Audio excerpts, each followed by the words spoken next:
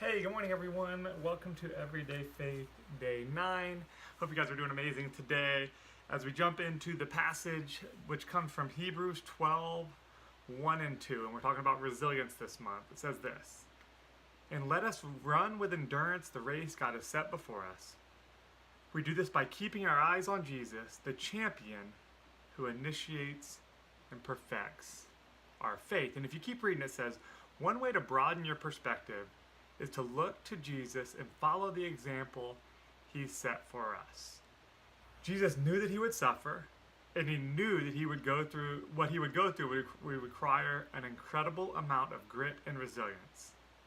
But he also knew the end goal: the redemption and the restoration of mankind back to their Creator, God the Father. By keeping the end in mind and maintaining the perspective, Jesus set an example that we each can follow.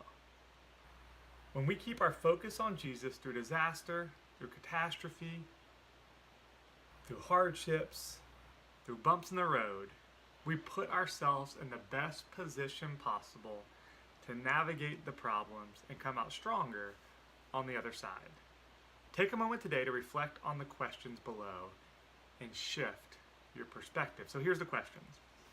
In what ways could I do a better job of focusing on Jesus? Ponder that for a minute. Write these things down. In what ways could you do a better job in focusing on Jesus? What good could come from my experience? How will this trouble help me reach the goals God has for me? Who do I know going through a similar experience that I can help or encourage? And I think about those that were with us all last year. My wife was battling breast cancer from April last year to now. It's kind of a never-ending thing. Even though she's beat it, she's doing great, and we're definitely on the other side for now.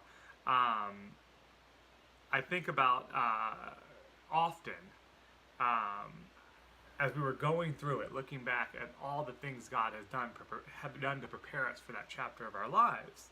And though at the time it may have not been fun, at the time we may have wondered why, we realized that on the other side how much stronger we became, how much closer we became.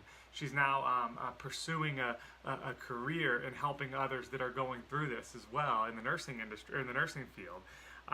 So it's and we get every day, the last question: who do I know going through a similar experience that I can help or encourage? Every single day. I got one this morning from a friend of mine saying her best friend had just been diagnosed with breast cancer, and everybody's got a different story.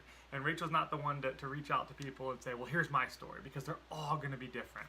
But it's nice to have people that you know that have gone through it, that you can at least bounce ideas off and share fears with, and share the days that you're discouraged, and share the days that you just don't want to talk to anybody, and you don't want to get out of bed and things like that.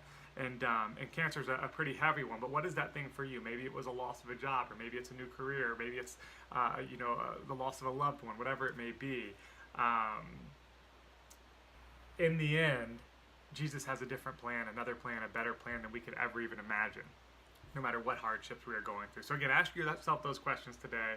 Figure out how you can create a closer relationship to Jesus through the experiences you're going through, or going to go through, or have gone through, and also help others through theirs as well. Guys, be blessed. Have a great day, and we'll see y'all tomorrow. Bye-bye.